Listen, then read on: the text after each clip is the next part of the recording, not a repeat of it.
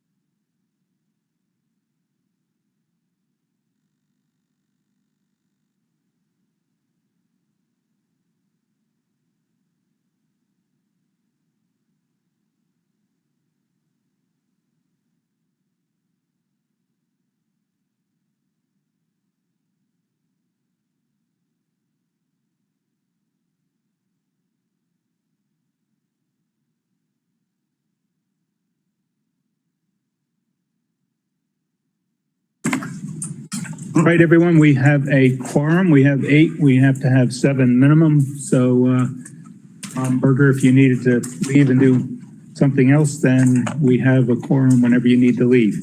Good morning. We will get the meeting started with attendance. Dorothy, start us off there, please. Dorothy Banaszewski, Facilities Construction. Michael Guida, CORC. Holly Hahn, Office of the General Counsel. Michael Tubiolo, Facilities Construction. David Dolan, Facilities Management. David Porter, CORC. Barbara Myers, Construction Purchasing. Darcy Garbesy, Purchasing. John Cheshire, CORC. Oh, sorry, I was working on IT. John Adams, Facilities Construction. Michael O'Neill, Proctor Construction. Brian Locatelli, Proctor Construction. John Levinson, Rel Enterprises, representing Zaskovich Architects and Warden Smith General Contractors. Mike McGuinn, Zaskovich Architects. Angel Garcia, Facilities Construction. Wyndham, Facilities Construction.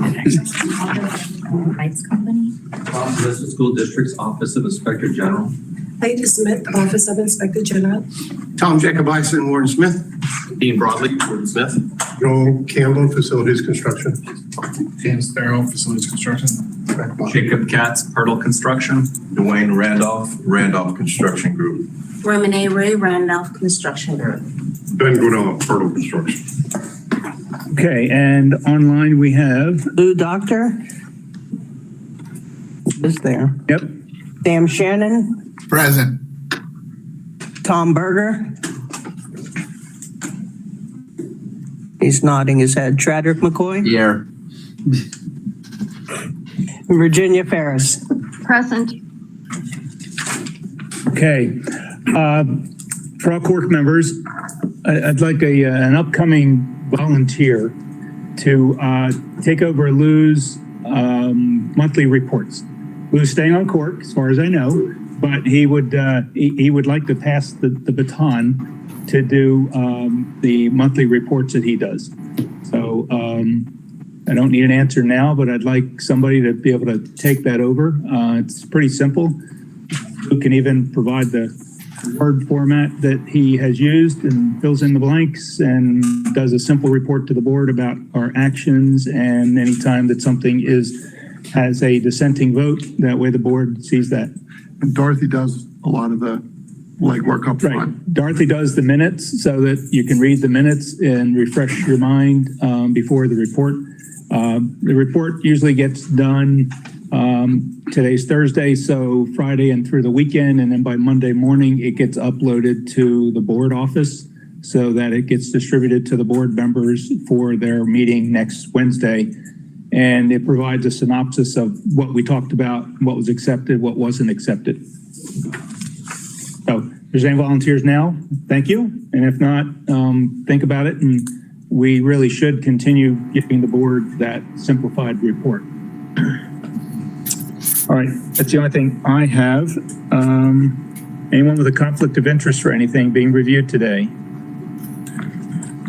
Right, none online, none in the room. Lou, until we get a replacement, can you do the report for us?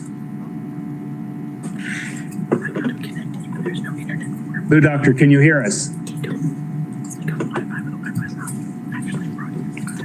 It's not. What is problem? We'll have to check with Lou later on that one. Frozen. Oh, yeah, he is frozen. All right, staff updates. Okay, I was, do we have a motorcycle running in here? I guess Lou's background sound.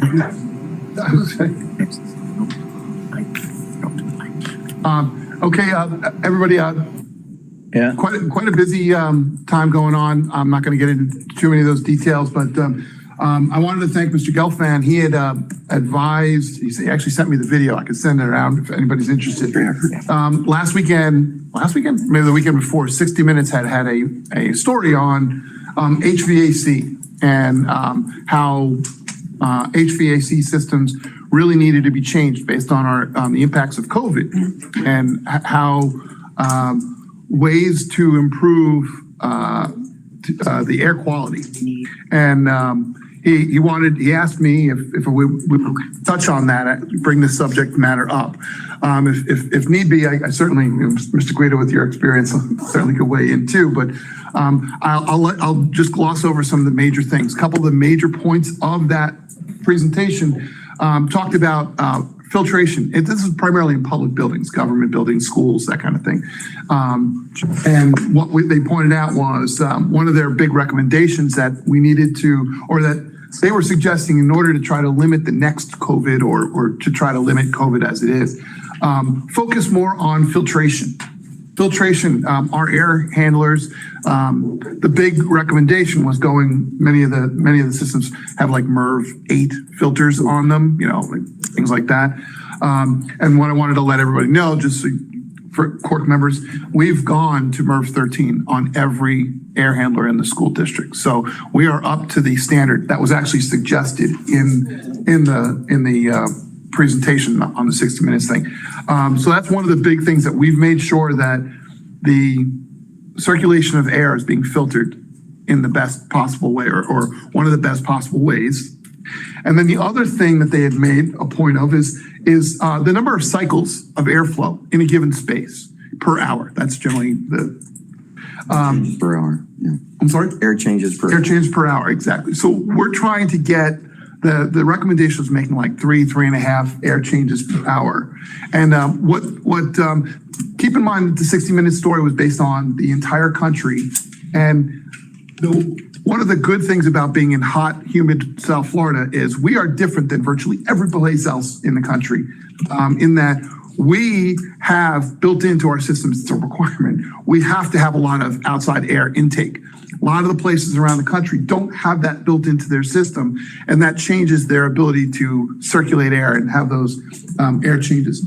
Our designs are on the magnitude of 5 and 6 air changes per hour, based on the systems we're designing and installing. So we're well above that circulation requirement. So those are kind of the couple of the points that I wanted to make. And if need be, we can always bring in, I've been working with JLRD, with Mike Linden, and they have been are longtime experts that help us. They've designed a lot of our schools, and we're always looking at constantly improving. If there's new ways to ensure the air quality that we're circulating is safe and good, that's our focus. So while we've implemented some really good things that are high recommendations, we also want to let you know that we're always looking at new things. We're always focusing on what better ways might be to do that. So maybe as a follow-up, bring back just a one pager that says what is minimum code for air changes, for outdoor air intake, for filter type, and then whatever the 60-minute story recommended and what we're doing. Okay. Because that'll be a public document that already shows we're already exceeding all of that stuff. Yeah. I just wanted to, Mr. Gelfand was kind enough to bring that up, and it was great because it made me realize, this is something you guys may not have known about, but it's something we've been working on for years, especially since COVID, and just never really let you know that the school district is definitely working on it behind the scenes. Yeah, I think it's a holdover from when we used to do LEED buildings. Correct. And LEED was driving the bus on that fresh indoor air supply. And we used to do LEED silver as our minimum. And I think a lot of that was HVAC systems and the efficiencies and the fresh air. And we've just stuck with that, even though we're not going for LEED. Say now those LEED, we just went through our OpEx, I'll tell you about it in a second, but the OpEx, we were talking about the systems that we use now, those LEED recommendations are now part of our standard code, because back when we did them, they're now a standard in the industry. All the equipment you can buy, you kind of have to buy them with all those efficiencies built in. So, yep. Virginia, hold on, Mike. Virginia. Yes, bringing in more outside air is very good, but what do you do for those people who have allergies to what's carried on outside air? How much filtration is that? Well, it gets filtered before it ever gets put into the space. It goes through the same filter systems that the recirculated air goes through. As Mike Guida will probably say, the biggest problem we have bringing in a lot of outdoor air is that you have to also condition it first. Yeah. Because it's, 95-degree air with 95% humidity. So sometimes it takes an entire air conditioning chiller just to take care of bringing in the outdoor air and then dehumidifying it before you dump it in the space. Yeah.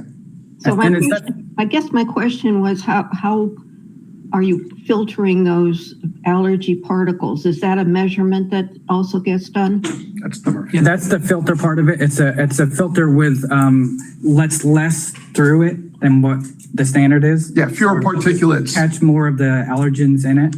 Okay. And that seems real simple, but and obviously there's repercussions for that.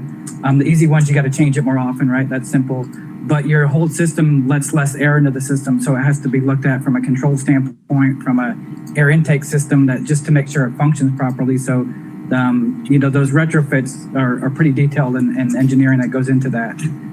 You put a higher filter, a higher grade filter, filters out more stuff. It also filters out more air, which means the system has to work harder. So your motors have to be stronger and more durable, and theoretically might run for a lower duration of time. They might, instead of having a 10-year life cycle, you might be knocking them down to a 7 or 8 year life cycle. So there are all these gives and takes on trying to balance that. And Virginia, filters these days go by a setting called MERV, M as in Mary, ERV as in Victor. And so there's different MERV ratings to filters. Even if you go to Home Depot and you buy a filter for your house, it's going to now have a MERV rating. And so, I think Mr. Dolan just said we're using MERV 13, Yes. which is a really high efficiency, high particulate filter unit. Which is also, Ms. Ferris, is MERV 13 is also used in hospitals as well. So if it's good enough for hospitals, it should be good enough for schools. Thank you very much. Okay. I'll turn it over to Michael because I know you got a couple of comments for Staff update still. I just want to talk about, on the first, we have an operational excellence symposium that we put on. We had great attendance. The event went well. Special thanks to Mr. Cheshire for sitting in one of our groups that we had. We had discussions. We had tours of the new Garcia High School. But the main thing was to really get feedback from our vendors and about how we can do things better. And I think in every one of the sessions, there was a few things that we recognized that as a district, we can work on and improve. And I think that we had things such as, we had a session where we had contractors sit in to learn how we're reviewing pay apps and what things to look for so that we get that turnaround time better from their standpoint, from our standpoint. So it was very productive. We're doing it once a year. And I think it was a great event, and I think a lot of people felt that they got a benefit from it. So. Yeah. Is there kind of a summary document that you issued that kind of was, here's the point and here's what we might address? Yeah, internally, in the operations team, Mr. Sanchez and our whole division, we're going to kind of sit together and go through a lot of the findings. There have been the folks that were sitting on that, we were all taking notes on the suggestions of things that we want to do. And we're kind of compiling them all into a one-pager, if you will. At this point, Dave and I are on the same committee. He hears something a little different than I do. That's right. He has a different takeaway from the hour session, so we have to pull it all together and get a consensus. Because a lot of times the suggestions might be something like, you can do this better, but it's going to cost us more money. And he might say, well, then let's do it better. And I might say, yeah, but let's figure out how to do it where it's more cost effective.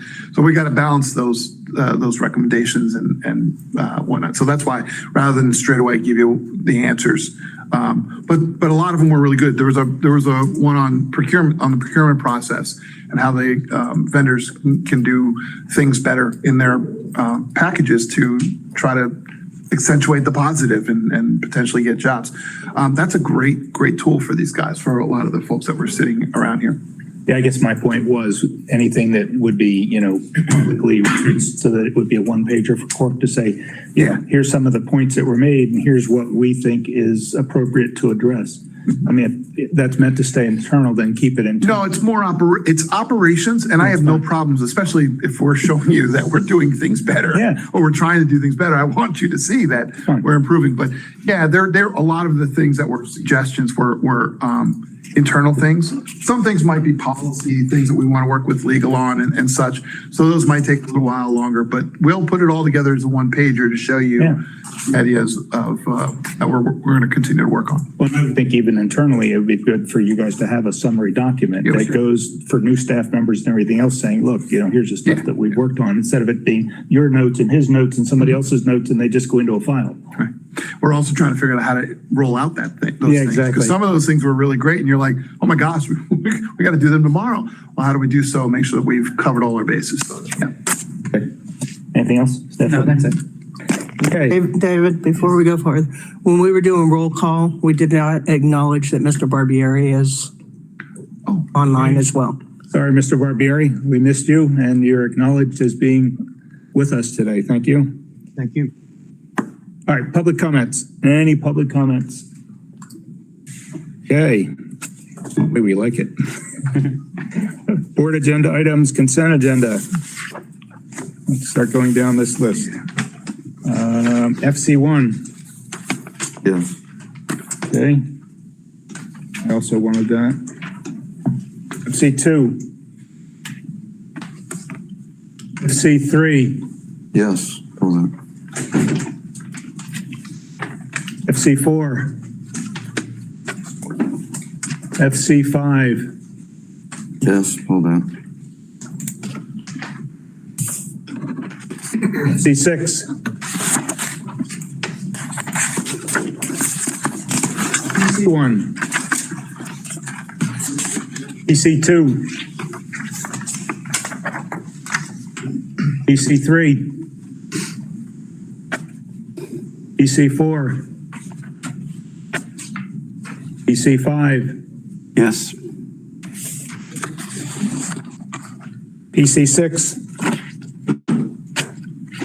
PC7. I wanted that one. PC8. Also pulled that. PC9. PC10. You have to go forward with the items on consent agenda that will not pull. Second.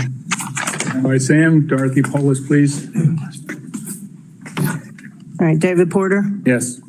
John Cheshire, Yes. Lou Doctor, Lou? Come back to him. Michael Guida, Yes. Sam Shannon, Yes. Tom Berger, Yes. Frederick McCoy. Frederick? Virginia Ferris. Yes. That's only 6 yeses. Lou? I saw Patrick's mouth move saying yes, but his mic was off. Okay, thank you. Yes, can you hear me? Yeah, There you go. now we can. Yes. Thanks, my mic was turned down. Okay. All right, FC1, Mike Guida. Dorothy, can you go to, I guess, ACUA? We can hear you. We can hear you, Lou. Can you hear us? Must have his speaker turned down. Lou, can you hear us? Because we can hear your background noise. His mic's on, his speaker's off. Yeah, he's got to turn the speaker on. Yeah. Go ahead, Mike.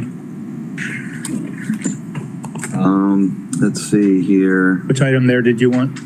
Number 2, Jupiter Middle School facility renovation. ACUA? ACUA. I got that pulled up.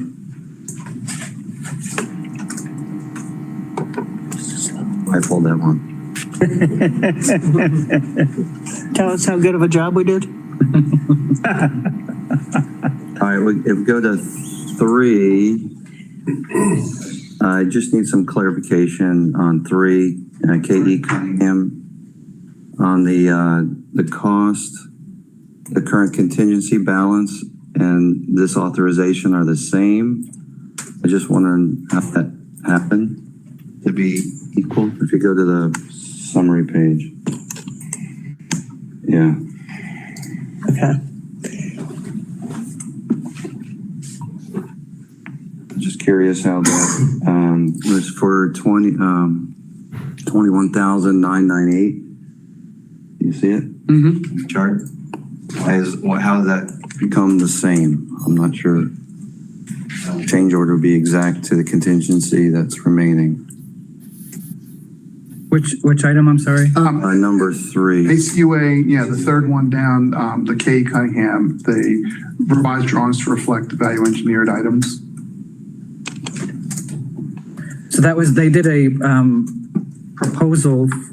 You're asking for the exact number that the contingency is remaining. I don't. Just wants to know why it's exactly the same. And I can only speculate. I don't know the details, so I apologize, but I'm just looking at it and saying they probably had set in their ACUA or in their contract a certain amount of money, and they probably wanted more or needed more, but knowing that there was only 21,000, and Barbara, I'm kind of looking to you on this one.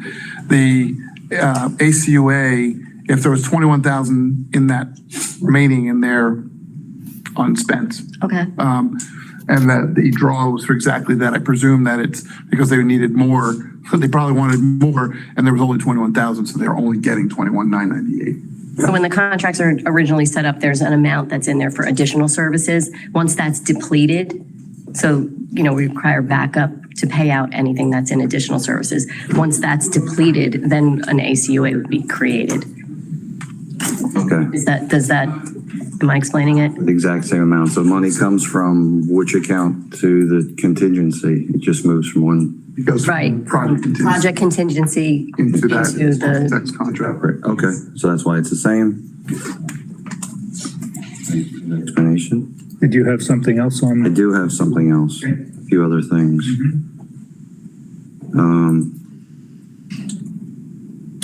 If you go to the chart, CCUA 20, line item 5. On the description, it says it's a refund, but Which school are we talking? It's Crestwood. It's the top of the second page. Oh, okay. the top one there, all the way to the right, Should that have parentheses around it? because it should be, it says it's a refund. And it shows it as a reduction of the contingency, I think.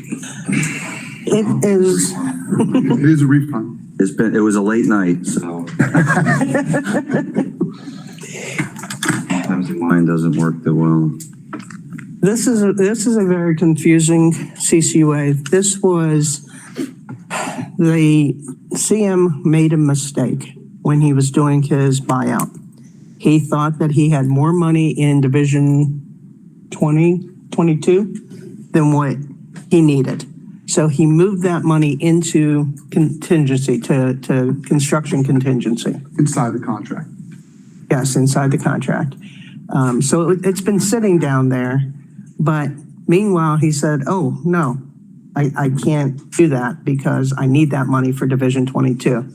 So he never changed it on his schedule of values, but we had approved the CCUA. So it was kind of an accounting thing. So that money actually had to come back from construction contingency back into Division 22. This is just kind of an accounting. Inside the construction contract. Okay. But it's the clarity of assuring that they aren't playing with the money. Okay.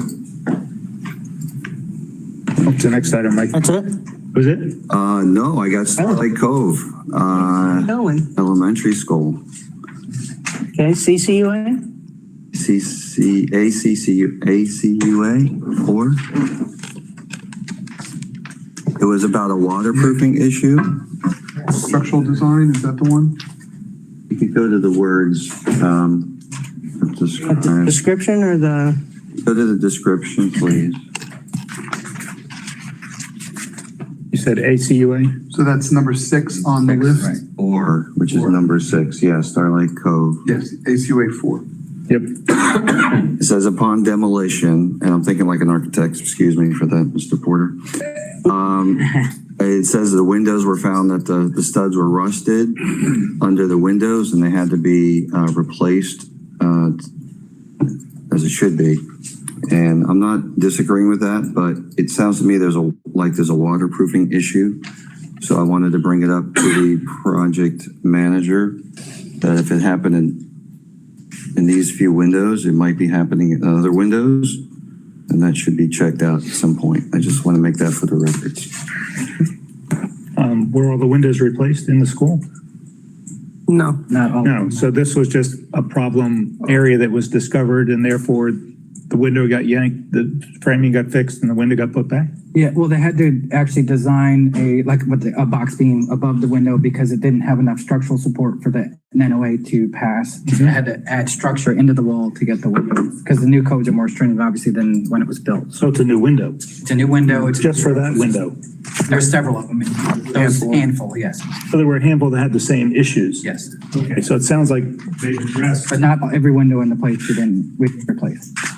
Right. But It sounds like there's a waterproofing issue. Right. If their studs are being rusted out, so. I believe our SPA, Judd Adams, want to respond? Yes, on this?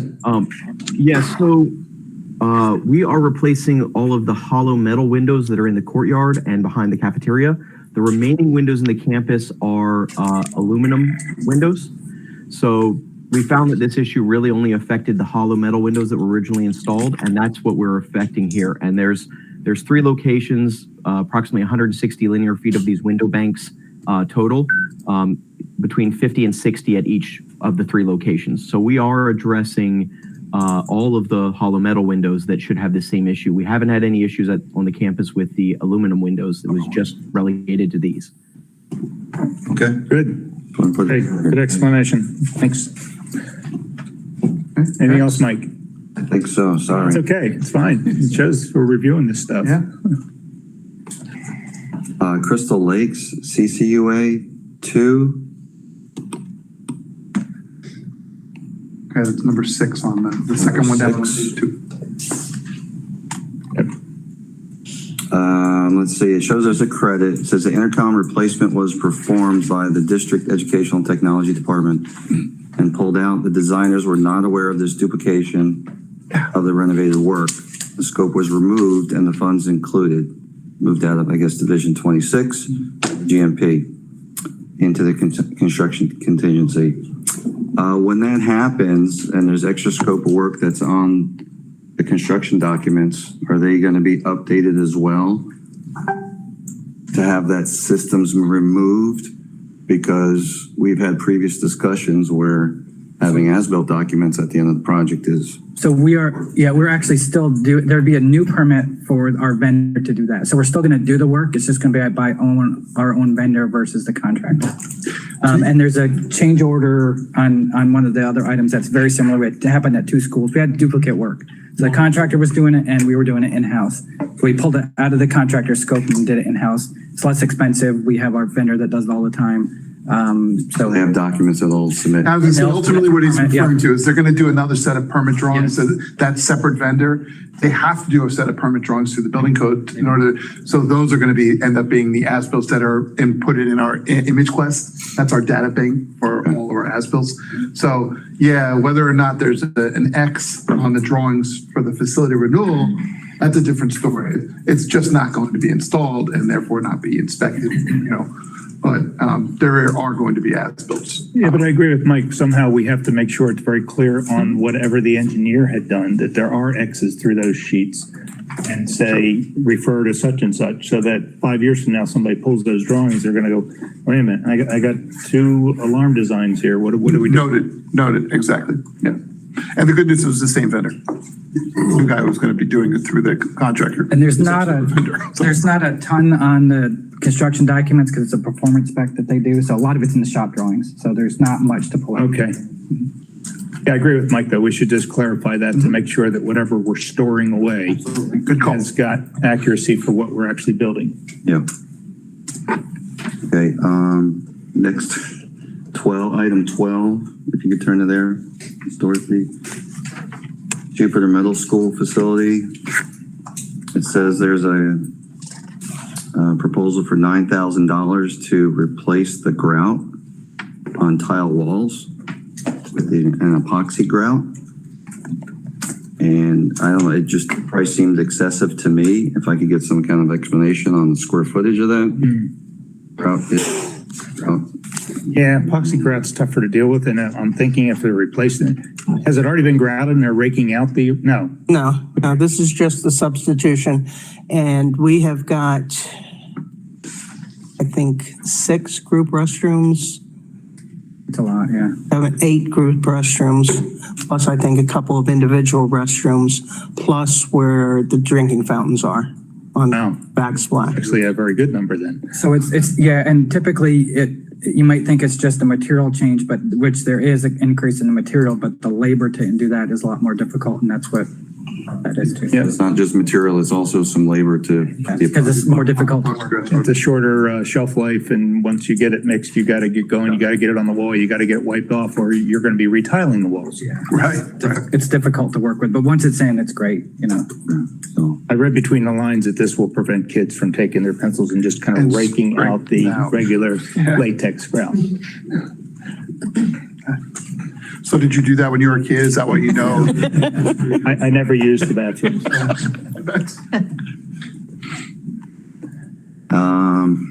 Go to 14. Pick this one apart. I'm sorry, guys. But Wow. No, we're here for it. Elementary school. Our job. 3 exterior water coolers were installed because, and they needed, they were regular drinking fountains that didn't have power, the way I understand it. Right. And they put in electric water coolers, which need power. And so electricians got to put 3 receptacles in. And then there was 9 other water coolers, and that needed the receptacle relocated to meet code. And that was curious to me what code we're trying to achieve there. It's just underneath the. Typically, our outlets have been behind the drinking fountain cover. Yeah. And we're now being asked to put them outside so that they're on GFI receptacles. Oh, you can't get to them. You can't get to them. So yeah, we're being asked to move them outside of the covers, the housing for the drinking fountain, so that if they trip, that they can be reset. And it is a code. That is a recent change in code. That's, I know, remember the Wellington Elementary that we went through Okay. when the code changed, so. And the cost seems kind of excessive though, but I don't know how many feet he's running, but, or the electrician is for the 9 outlets, but it just seems excessive. Wouldn't they need separate circuits? They were only adding 3 circuits and the other 2 are just being relocated. Sounds like 6 or 7, 8 inches. 3 circuit breakers, but if they had to run a couple hundred feet for whatever reason to get to the panel, through ceilings and up front, Yeah, it's new conduit and all that, but. running it through existing construction. So that's my note. Okay, I can't address the cost other than the fact that it was reviewed.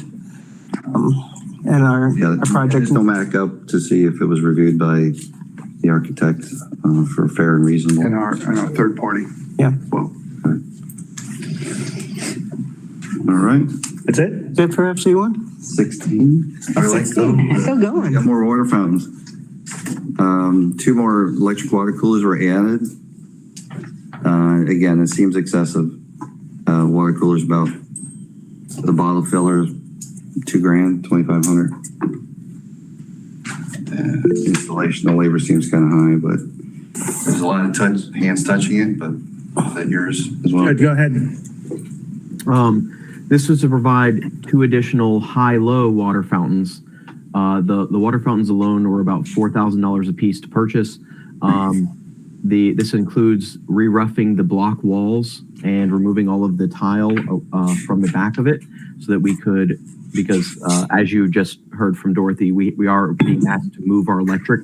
So all the electric has to be moved. A separate GFCI that doesn't have a plug on it, it's just a blank GFCI, has to be put in line with the existing electric that's plugged in behind the water fountain. It's a whole process. It involves both new tiling, new electric, new plumbing rough, and the purchase of the fixtures in 2 separate locations. So these were both in the hallways that we originally had taken out of scope to keep our budget in.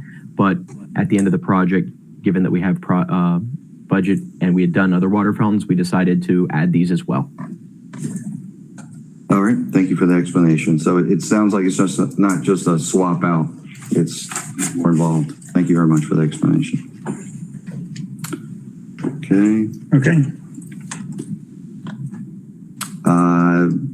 Again, it's a numbers thing for Delray Full Service. Down right there. So we got item 1. Let's see. The contingencies don't seem like they are lining up. Like there are 2 contingencies that are being pulled from the same number. So if you go to the spreadsheet on the beginning, the numbers, Delray Full Service. It's an info.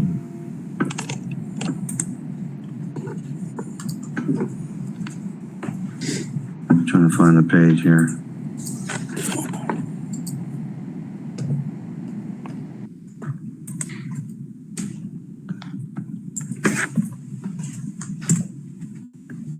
So it says the cost of the EPO is $12,651.36, and the remaining balance is $29.69. The difference was obtained by the contingency funds. So this might be a question for Ms. Myers about, is it added funds that were moved into contingency? They're both coming out of the same contingency, and they're not, I'm trying to find out. I saw a discrepancy. I'm not sure what you're looking at. Where is it on? You're looking at the change orders? I know there was an allowance and there wasn't enough in allowance so that it is split up. As far as adding up, I was trying to do some quick math, but. What page is that, Dorothy? This is page 5. Okay.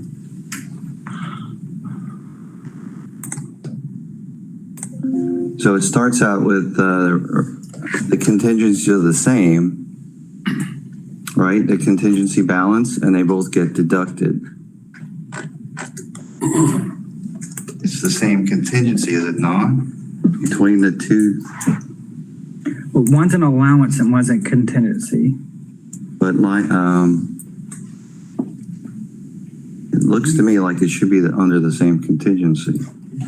We had a remaining balance. We set up an allowance because the design of the construction lab hadn't been completed yet when we went to GMP. So we set up an allowance because we didn't know exactly what the school was going to put in there. So we'd have to modify that area when we knew what they were going to put in. So we spent a lot of money doing that. We had a little bit left, but it wasn't enough to cover this EPO switch. So we used that remaining allowance amount to pay for part of what was needed to put in that EPO switch. But then we had to do a change order to the contract to cover the remaining balance of that cost to install the EPO. So there's two different funds here. We had to move money into the project because we needed this $9,000 extra. We used the remaining balance of the allowance to pay for part of it. So that's why only the 9,000 is the change order, because the allowance was already in the contract. Right, but that 9,000 is being deducted from the current contract contingency amount, right? No, that's the current contract amount, and we're adding the $9,000 Okay. because we're increasing their contract. That's the change. That's adding it, and then the 33 is also adding it. Correct. We are bringing money from the outside project contingency. Okay. All right. I misunderstood it. Thank you very much. I think that's all my comments. And I wanted to apologize, if I may. This Guida's comments may well have been from the fact that we acknowledged our failure to get the package out to you timely on Friday, and it was a technological mistake, but ultimately it was my fault for not notifying you guys that we were having problems with the technology getting the package out. I recognize that had we gotten it out to you sooner, you might have had opportunities, because for the rest of you who know, we send it out, and these CORC members are always so diligent at staying on top of it. They review the stuff and they get us back questions. And I realized that because we didn't give you enough time, and I do apologize for that. We recognize the failure this time, and we've got assurances in place that we will not allow this to happen again for another 10 years. Okay, so I know it's So far, Move this all really item good questions. forward. I second it. Mike Guida. David, didn't you also pull this? And I realized I didn't need to. Thank you. My questions were answered by the answers you had sent back. All right, we got a first, we got a second. Any comments? All right, Dorothy Polis, please. Okay. David Porter, Yes. John Cheshire, Yes. Lou Doctor, Michael Guida, Yes. Sam Shannon, Yes. Tom Berger, Yes. Chadrick McCoy, Yes. Virginia Ferris, Yes. Lou,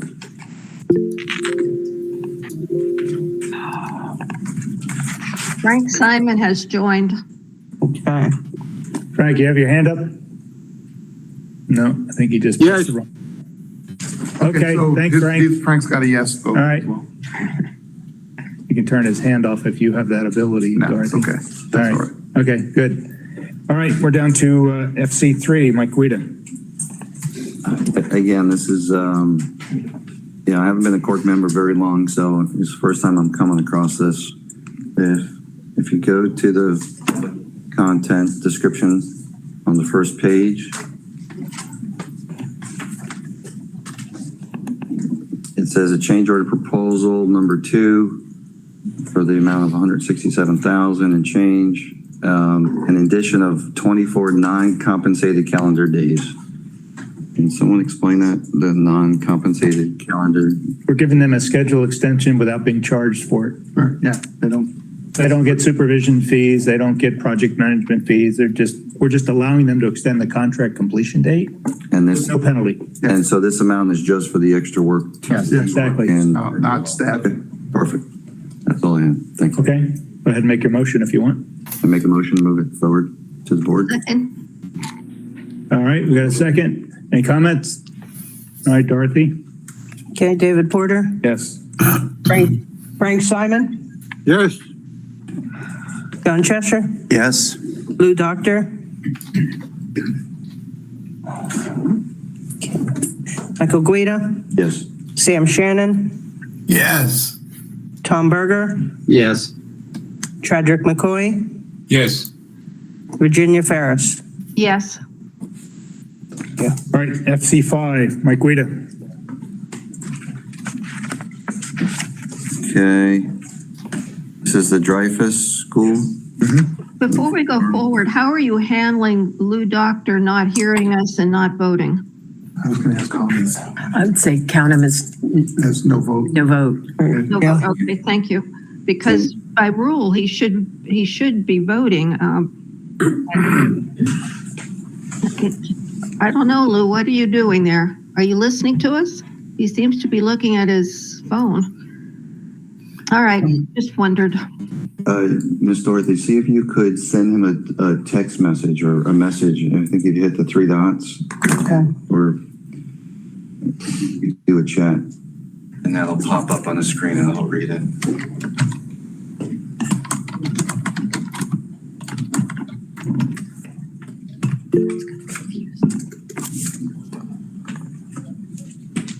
Okay, Mike, FC5. I'm trying to think which one was this one. Oh, the chill water rupture. Yeah, wow. That was curious to me that happened, but, and I guess you guys had to remediate it. Oh my gosh. Did we? Yeah. Sounds like a big headache that happened. Yeah. 6 weeks before school Before starts. school's Oh open. my God. Yes. Has it been determined that why that happened? To me, it sounds like some valve was in the off closed position that shouldn't have been. So I wanted to see if you guys figured that out to make sure it doesn't happen again. So there was ongoing issues with that chiller and it would spike up in pressure. For some reason, the valve was closed, which caused, helped, that wasn't the cause of it, but it helped, it didn't relieve the pressure for it. We have our insurance company involved. They're looking, so we may get some of this money, all of it back. We don't know yet. But in the meantime, we had to go through and pay the contract for the work they did. And so the insurance company's doing a complete investigation, looking into it. The contractor wasn't working on the chiller. It wasn't part of their scope. So there would really no need for them to be in there work and shutting a valve. And we have had issues recently with that chiller. Since then, after all the repairs, we did look at the chiller, got everything lined up, and we're not having those spike in pressure anymore. So all of it's been resolved and everything's been replaced in the building. That's good to hear. Terrific. I move this FC5 to be moved to the board. Second. Need a second? Second by Virginia. Any comments, discussion? All right, Dorothy? David Porter, Yes. Frank Simon, Yes. John Cheshire, Yes. Lou Doctor, Michael Guida, Yes. Sam Shannon, Yes. Tom Berger, Yes. Chadrick McCoy, Yes. Virginia Ferris. Yes. Okay, we are down to PC5. John? Did you get me? We did. Ooh. But you got T-Mobile. Okay, PC5, this is the revised fee proposal for the reuse of West Acreage Elementary School architectural services. It's a much more detailed proposal. This time it explains their fee in much more detail, so I appreciate that. Thank you. I just had a couple quick questions. Dorothy, if you can bring up the fee proposal and the backup. Was it in the agenda item or was that in the backup? In the questions. It was in the questions. Yeah, that you provided. I'm sorry, you're right. You provided the answers to the question. Responses to our questions. Yeah. Right. Where should put those? I could ask my question maybe without it, but on page 3 of the proposal, it says it excludes off-site turn lanes. But then on the next page, it provides supplemental services fee for an adjacent off-site turn lane. And then it says as required. Yeah, so we don't know, right now, we don't think that we will have to do a turn lane, but until they do the traffic study, we don't know that. So if we do need that turn lane, then we have the fee already established to do that work. Okay, thank you. Under exclusions, I see now the district is going to do the educational program validation, right? Yep. And then they've added under exclusions, any building and fire code updates. And I don't think that's a good exclusion. So what we did was the new code's going into effect January 1. Yep. We confirmed with our building official that as long as they have a signed contract before January 1st, and we won't be held to the new code. There's not a ton of substantive changes. There are some changes. So that's what that's referring to, that we're not going to go to the updated code. But anything with this code, they will update that makes sure that's right with the current code. Doesn't say that, but So maybe I understand. that's correct. Absolutely. So. That's very nice of Tom to allow the contract signing date. It is, to and that's determine. exactly it. That was one of the things we had to make sure going forward, was it because we knew we were coming in November, December. January 1's going to be a problem, so we Yeah, wanted because anything I got going in for a permit after January 1, I'm already designing to the new code. exactly. That's my only comment. Okay, Virginia raised her hand. Virginia. This was the item that was postponed. Yes. And I just want to be sure that everyone who had questions about it last time with all this backup are satisfied. Yes, I was, and I think John is now too. Yes. Yes. All right, thank you. All right, John, go ahead and make a motion. Make a motion, this item go forward to the board without objection. All right. Second by Sam. Any comments, discussion? All right, Dorothy? David Porter, Yes.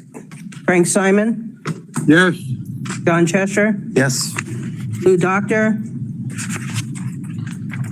Michael Guida, Yes. Sam Shannon, Yes. Tom Berger, Yes. Chadrick McCoy, Yes. Virginia Ferris. Yes. Thank you. Okay, I think the rest of them I had pulled. PC 7.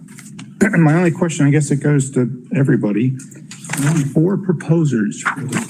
And on all the other construction jobs this meeting, we had like 10 to 12 people interested in the work. So I'm curious why this one project only had 4 interested proposers. If there's any kind of reason that somebody can think of. Barbara, do you have any insight?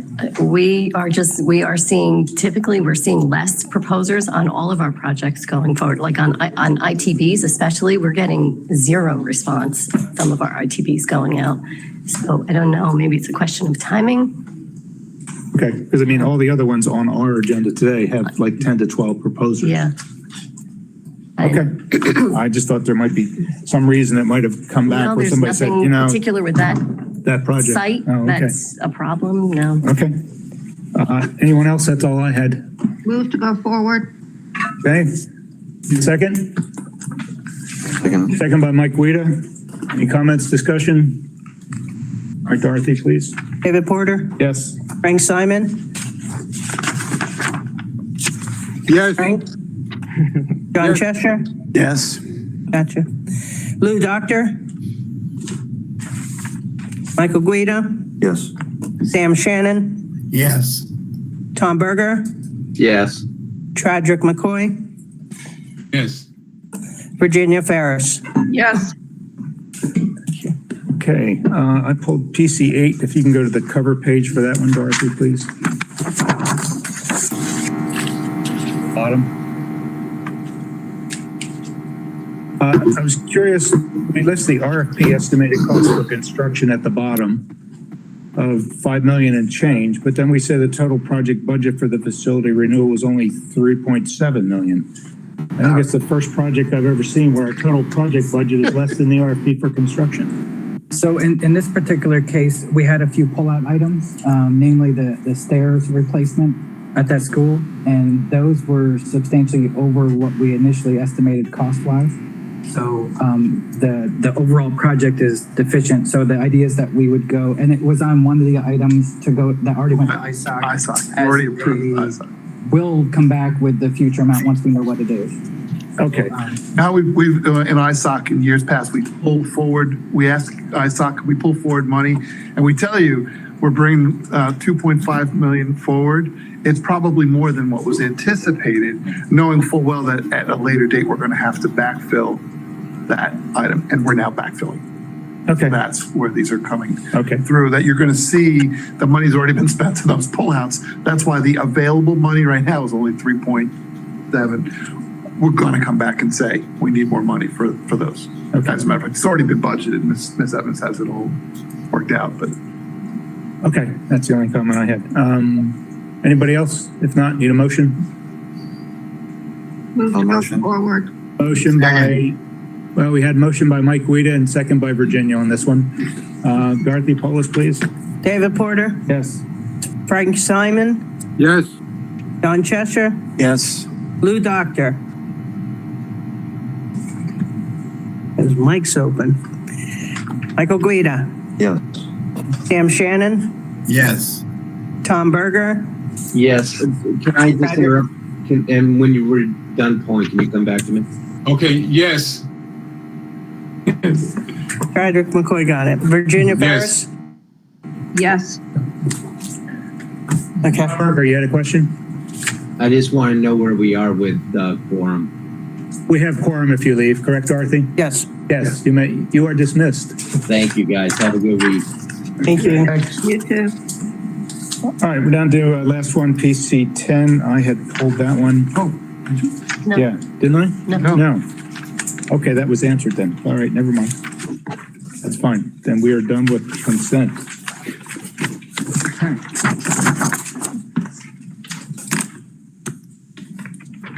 All right. We're down to in-progress work. okay. Dorothy, if you wouldn't mind.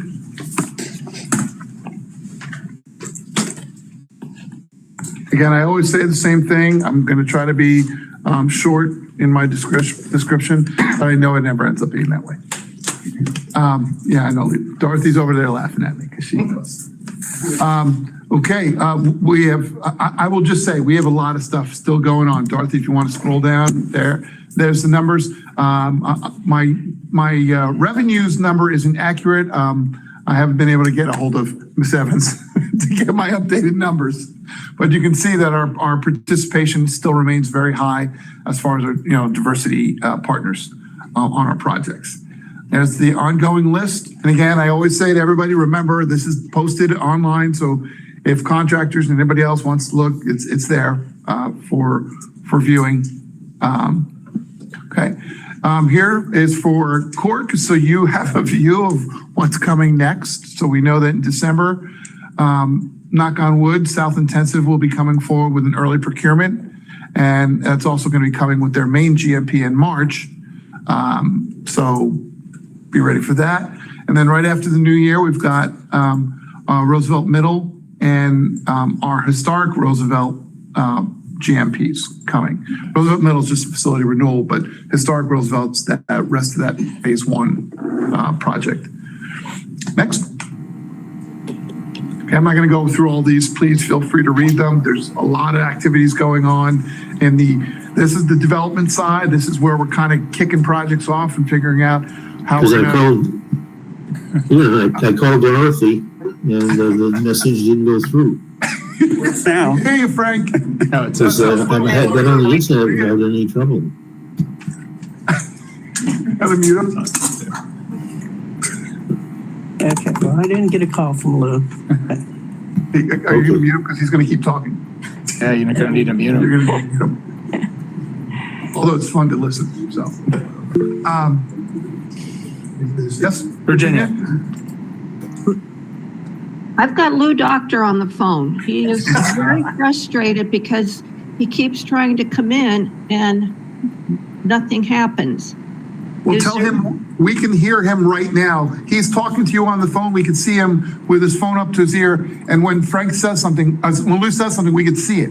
And we can hear him when we unmute him. So we can see him and hear him. Can he hear us? Well, what happened?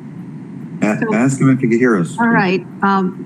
Ask if he can hear David us. says they can see you talking to me on the phone and that they can hear you. You've turned your mic back off, but evidently you can't hear the meeting. Is that true?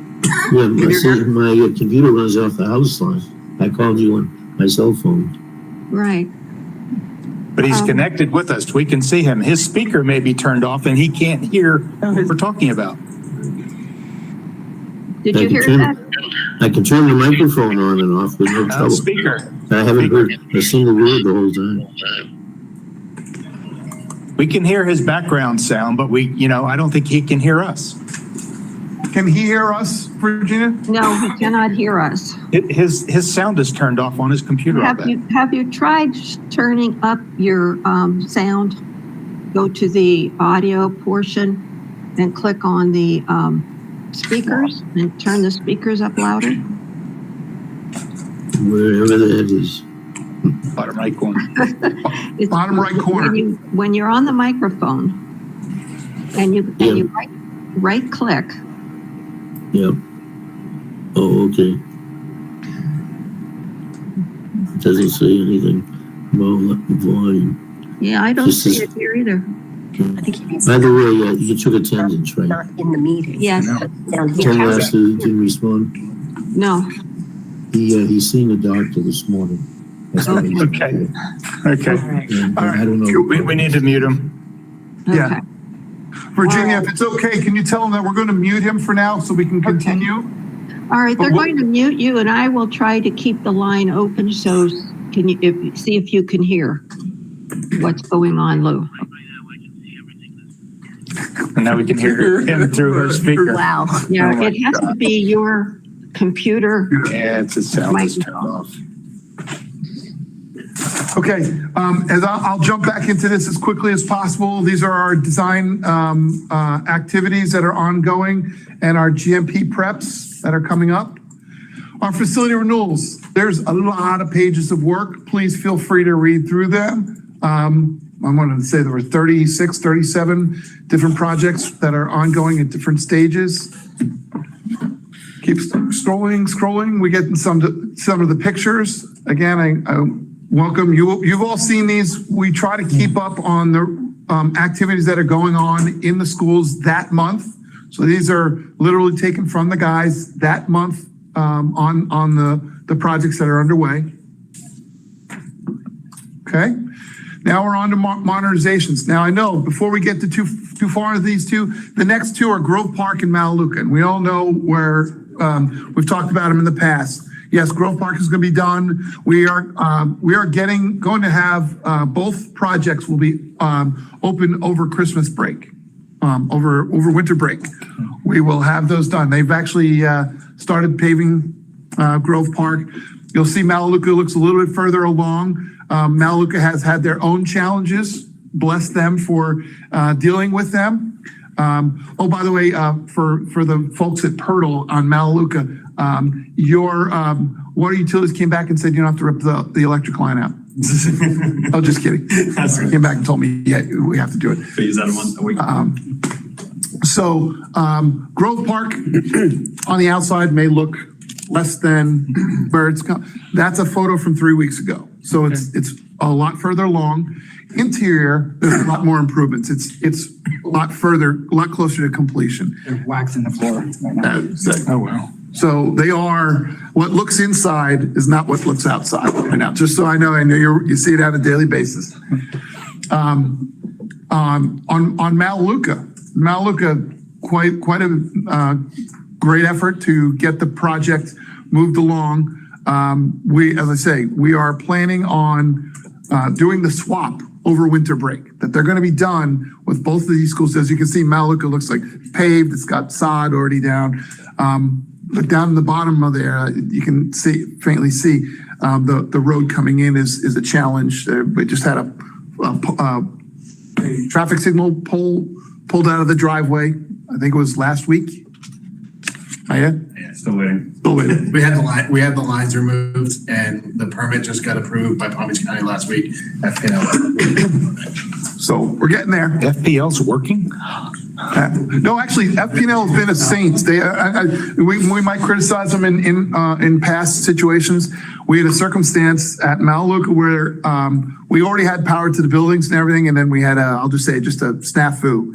And that snafu required us to run an entire new run of power from the transformer to the building, from the street to the transformer, and FPL 5 hours over the weekend. Got it done. So kudos, and this goes to our partnerships. We do have good partnerships with our folks. Melissa Rocker over at FPL. She's been a savior for a lot of our projects. So while we might criticize them on occasion, That's fine. this was one where they really stepped up. They knew how important it was. And as I said, I'm quite confident. I'm pretty confident that everything will be done by middle of December, so that when winter break comes around and we have to do moves, because we're going to have to do some guys leaving the holding schools to go into these new schools, and then the holding schools have to be ready for the new people to come in. So it's a bit of a challenge, but we've got it all lined up. We've got furniture, we've got movers. It's all set up and ready to go. So saying that in the beginning of November is fun. So next one, this is another one of Angel's projects, because we just building a new high school wasn't enough. We decided to do another modernization. Pine Grove, you'll see that there's it's still in the early stages, but a lot of the underground stuff is in place.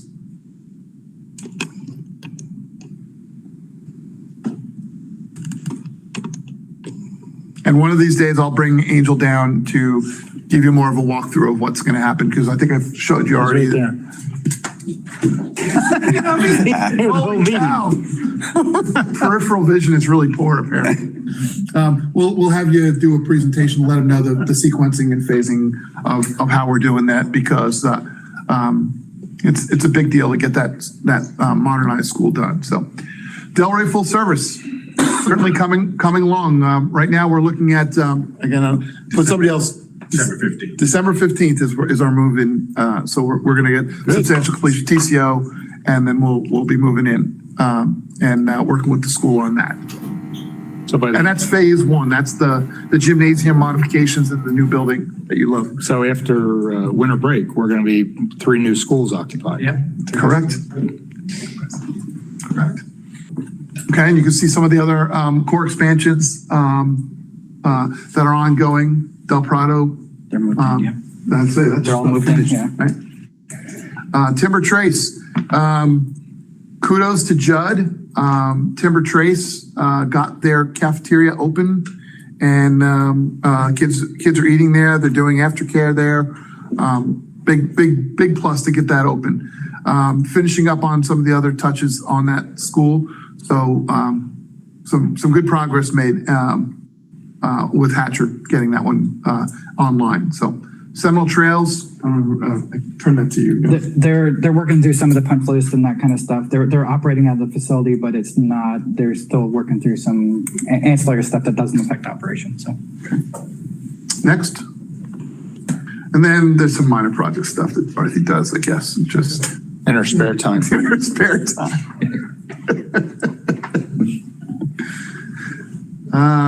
Yeah, and that's it. Okay. Any questions on that?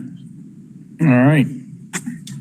Any questions on the follow-up that we were sent? Yeah, I had a couple, David. Okay. Number 5 was provide the detailed cost analysis. This is for the artificial turf. And I was looking at it, I was quite disappointed. It looks like AECom, well, for instance, on the artificial turf, they just said it's $3.20 a square foot or whatever the number was. And they didn't tell us how they came with it, up with that number. And additionally, it was my understanding when we discussed it a couple months ago that they were going to compare the cost of what we pay for the artificial turf with other schools in the area. Like I think you just did Wellington maybe. And I thought they were going to come up with, this is what Broward paid, this is what Miami-Dade paid, this is what you all paid, and this is what we paid on this job. That was my understanding from the discussion. I don't see that either. Yeah, my understanding of when we had the initial discussion was that AECom did have even national pricing on a couple of different options for artificial turf, and they used that to balance out to say that what we were paying was acceptable. So that's what I was expecting to see, not just, the long rundown cost analysis they did. Yeah, it says the estimator makes these assumptions regarding field turf's proposal, and this is on the artificial turf, of course. It says materials only. They said $3.12 per square foot. Install the turf. They used $1.66 per square foot, and then it says assumed. I'm not sure what that means, but I think we need more. If they use some national pricing and that's in somebody's notes someplace, I think that's at least all I'm looking for, to know that it wasn't just a number grabbed out of the air. Or if they've got a database that they know what, they're an international company, what their database shows for artificial turf should cost. Okay. Because that's what we had been told when that first came up, is that. No, that's what you had wanted. You had asked. What we said was, no, we had an estimate. Now, we did promise you that we would get to further details on the actual intent of turf, and that's still to come. I acknowledge I don't have any details on physical benefits analysis that's of different. turf. That's different. But the costs, you were mad because the last time it just said, price is fair and reasonable. And you wanted to see that the backup that supported it and the third-party evaluation was that the prices were reasonable. That's what this is analyzing now. I will go back and I will ask AECom as well, Pirtle, to get with the vendors and say, give me examples of other schools or other facilities, parks and whatnot, that have similar, so that I can at least get because it sounds like you're looking for validation of the unit costs that are analyzed here. As again, it's kind of you're questioning the guy who does it for a living that says, yes, it's a good price. Okay, so now I got to question him by getting more information, and I will do so. You've got to remember, the only reason I'm doing this is because you guys did a sole source and got one bid. We need to validate that that's a reasonable price, and this isn't it. Okay. This is some guy writing down a number. I don't know where he got it from. Well, I like to think it's a lot more than some guy. I don't want that to be viewed as, well, some guy sitting in the closet, we just said, hey, does this look good? Yeah, it's not. The people that we're having doing these pricing evaluations, it's not the rubber stamp. But I do appreciate where you're coming from. And we are going to go back and we're going to work with them to get some better details on examples to show that the unit costs are commensurate with the industry, our region, the state, something along those lines to validate that. Yeah. Okay. And the analysis regarding artificial turf versus natural grass, there was a nice article in the Sun Sentinel about a week ago regarding that. And I'd like to send that to somebody, Michael or you, David, or somebody. And so I read it. I just didn't save it. Yeah, but I'll send it to you. You could send that. Be great. Because that is my apologies on that. It's one of those things. It's number 17 on my list of projects that I want to focus on. But I know I need to do so.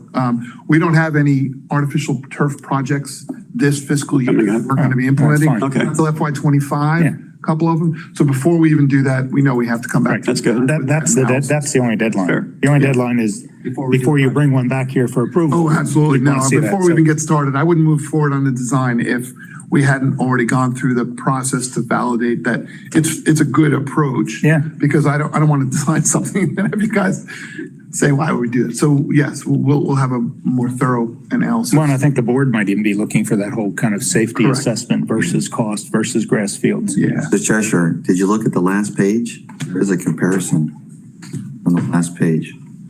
Yeah, comparison between the AECom estimate and the contractors. And the contract firm. But again, here's what Broward did. Here's what Orange County did. Well, here's what John said. I think you recently did Wellington. What, within the last year? We didn't. Yeah. Oh, Wellington did that. The village of Wellington did that. Okay. We permitted it, but we didn't pay for anything. sorry, I didn't mean to say it that way, but Maybe contact Wellington, say, what'd you pay per square foot for material and installation? and it was done, I think, 2 years ago. That's okay.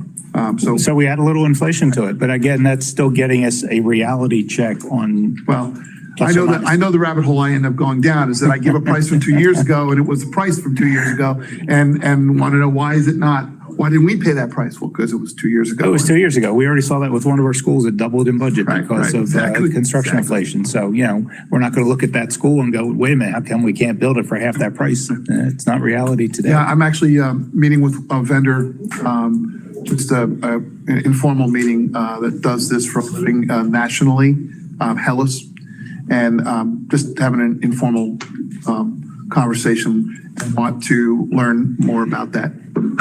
Okay. Look, I'm kidding. What? Okay. Anything else, John? No, thank you. Okay.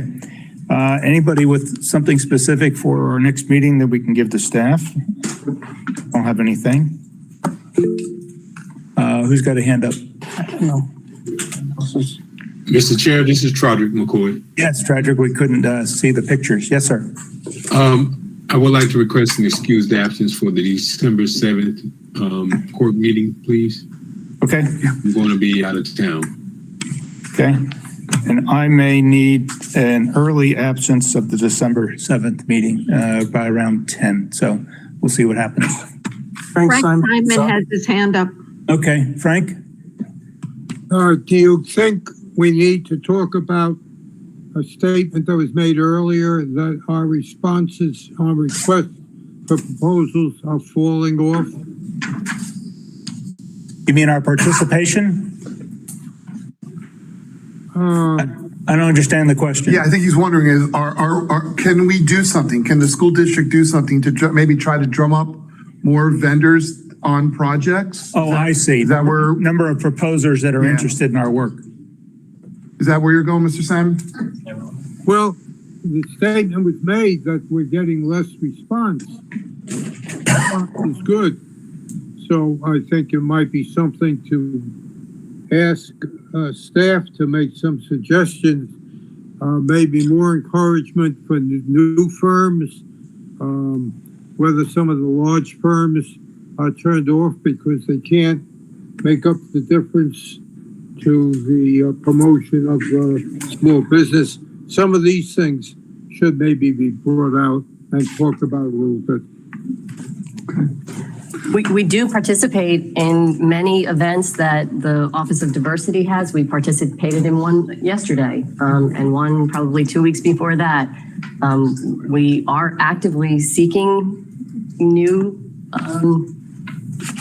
construction management firms and contractors to, we have our pre-qualification application. That's, for us, on the construction purchasing side, any contractor that applies for any or submits a proposal on any bid or RFP, they have to be pre-qualified first. So, that's where we really focus, is trying to get, more participation in our pre-qualification program so that they're at least eligible. And then after that, we posted on BidSync. We've gotten to the point where anytime we're putting out an ITB, we are going through the list and sending out an extra notification that, hey, a bid is coming out. We were never doing that before. We were just posting them on BidSync. So we are trying to encourage more participation. And that's the thing, the other side of this, I'm not 100% sure that this is strictly that, it's our product that they're not interested in. I think it may have other outside factors that we just aren't aware of. There might be other districts that had influxes of money. Their capital budget, their new fiscal year started in September. So all of a sudden they're flush with money. In October, November, they're putting RFPs out. So a lot of these contractors that are normally coming to us might be bidding on some of those. It might be a function of timing. I'm throwing that out as speculation, but I that's why it may well just be a dip in the cycle of where vendors are participating in our projects or not. Because knock on wood, Barbara does a great job. We're nonstop. It's basically all year long. Yes, we have some higher peaks and valleys, but by and large, we're putting out projects most months. So we are a consistent supplier of work. And it may just be that there's other opportunities out there that we just at this very moment might not be the number one choice or might be the alternative to. Frank, what I'm finding is the market's still saturated. So, You had at least 2 selection committees, selections over this past week. Yes. And you had over 7 CMs applying for each of those. And several, 3 or 4 of them were new. Yeah. Hadn't worked for us before. So it's, I think it's just an anomaly, Frank. So we'll see how it goes. If it continues, then yeah, we got to question what are we doing differently, but I don't think there's anything. Okay, approval of minutes. Virginia, minutes okay? No issues. Okay, good. Minutes are accepted. And we don't have anything we're talking about for the next agenda specifically, so. Can I break in real quick? Yes. Mr. Sanchez, I believe, is on, and I wanted to make sure I afforded him the opportunity to express about the Outbacks conference. I know he's obviously our leader on this and is really focused on trying to make ways so that we can be better. Sir, are you there?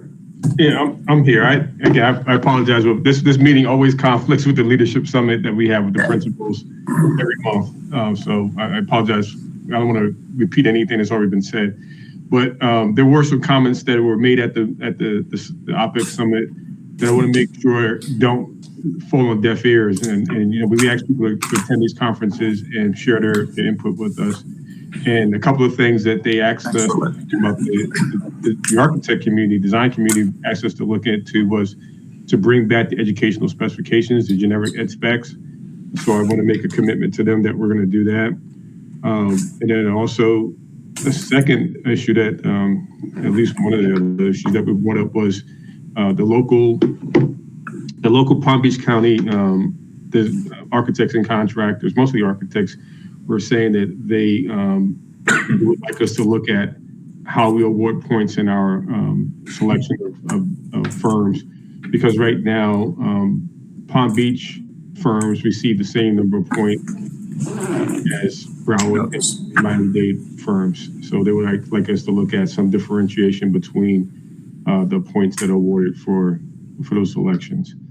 So again, I just wanted to bring that up so that those folks know that we're not going to ignore their request. We're going to look at what we can do with that, and we'll bring those kind of suggestions back up to through CORC, so you guys are hearing what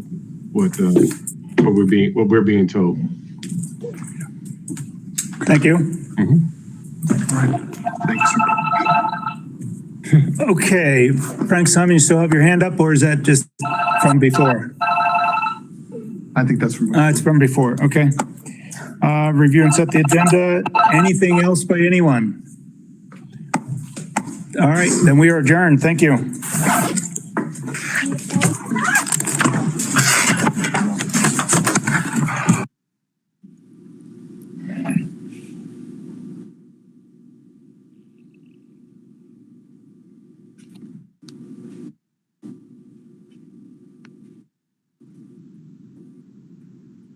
Yeah, how many are we?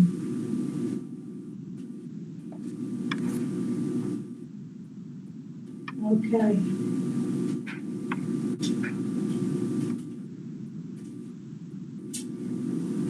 Maybe I won't play.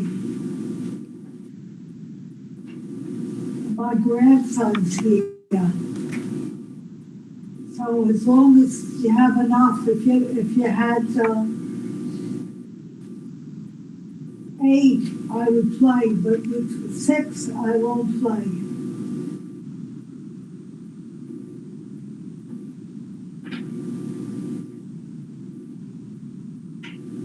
Tuesday, yeah, I think it's okay.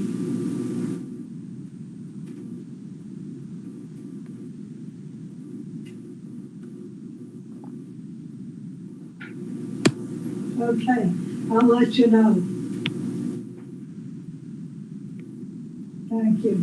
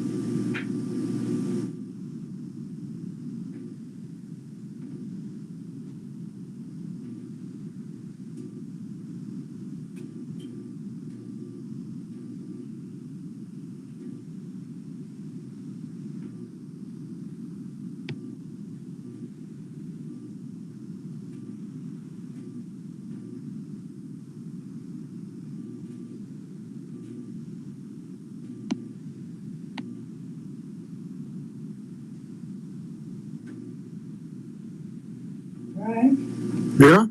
Are you done? Are you done? Yes.